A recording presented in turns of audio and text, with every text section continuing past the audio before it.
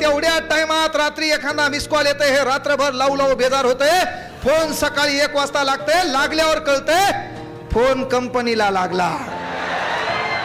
बऱ्याचं नसीब एवढं खराब, कंपनी लागलेला फोन पण बुवा उचलतो। कम नसीबी दलिंदर। आणि म्हणून जेव्हा तिचा फोन आला, फोन आल्यावरती म्हणती पिलू जेवला का?